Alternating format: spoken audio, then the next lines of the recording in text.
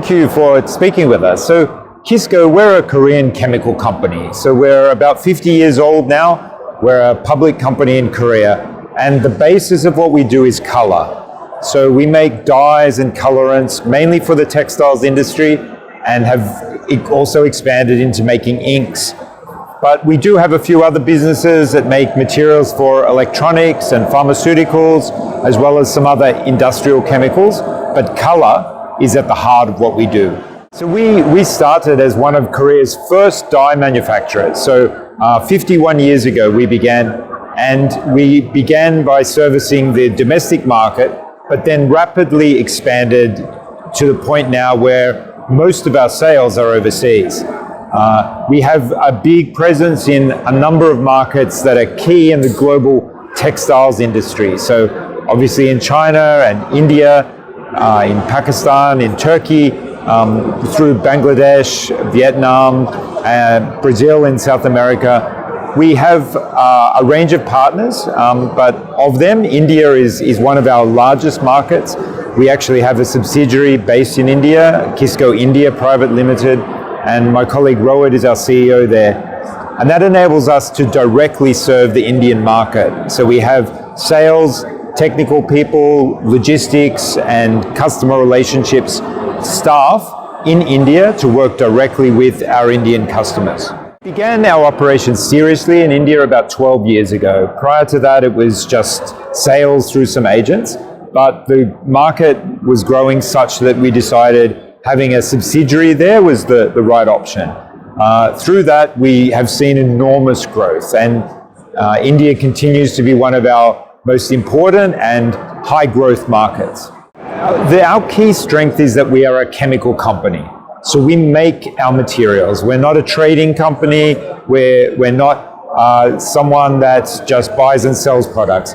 We manufacture in 10 different sites in Korea.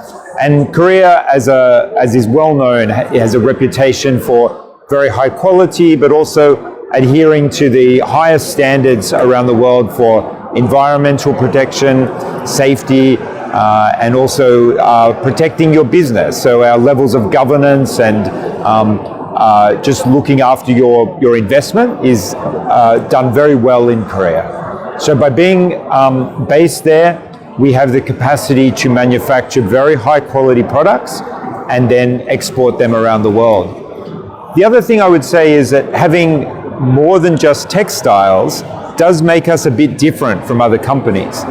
So for example, our electronics business, we make colors for things like your mobile phone screens or the colors that are used to make photo initiators in making silicon chips. Now those chemicals require very, very high purity, much higher purity than pharmaceuticals or textiles. So that expertise that we develop in one part of our business can flow through into the other areas.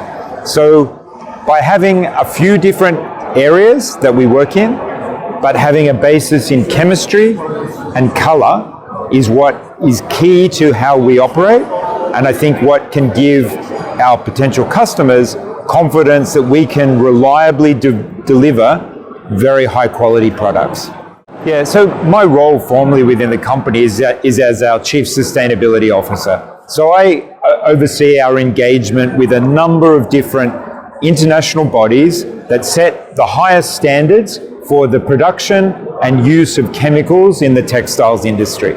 And all of those initiatives are aimed at reducing our water and energy consumption to reduce CO2 emissions and try to improve the sustainability of our industry. So across our product range, our products are certified against various standards that are set globally that show our customers that our products meet those standards. But most importantly, we've got products that can save money, time, energy, water for our customers. And that's what helps them be more sustainable. So we make our products to the highest standards, we reduce our emissions, our energy consumption, but we also help you to do that, you being our customer. And by some estimates, the dyeing of clothes is about 3% of the world's CO2 emissions. That's enormous. We literally have dyes that can cut your CO2 emissions in half. If we could drive bigger uptake of them, we could make a significant difference to the global CO2 emissions. So sustainability is a very important part of how we operate, but it's more than just reducing our emissions. It's helping you reduce your energy, water, and CO2 emissions, and save time and improve the profitability of your business. Yeah, so at ITMA last year, one of our key announcements was a new range of dyes that is further enhancing our sustainability performance. So our Cinezol Nature Plus dyes help you save water, energy, and time compared with our existing offerings. We're now expanding that out into a wider range of colors so that our customers can meet all of their needs from one highly sustainable range. In the area of inks, our whole approach here is about developing new ways of coloring your garments that reduces the use of resources. So we don't dye the whole fabric, we cut down on water usage. And so our range of direct-to-garment inks for pigment inks is one of our latest set of products there, where again, it's almost the ultimate in sustainability because you can print the ink directly onto the garment with no waste and no unnecessary washing steps. So India has enormous potential to grow even further than what we've already seen. We have a situation where it's a growing economy, modernizing economy, and so the demand for the products we make is very high. So for us, it will be a very, very key market, and we see enormous growth in there. In terms of our partnerships with India, it's very important for us. We do rely on a number of partners in India for some of our raw materials to feed into our value chains in India. Increasingly, there's companies taking on larger parts of that process in India, maybe displacing existing manufacturers from China, for example. So India, both as an end user, as a raw material supplier, a partner on the way, machines, other printers, for example, we see them all as being very important to our future.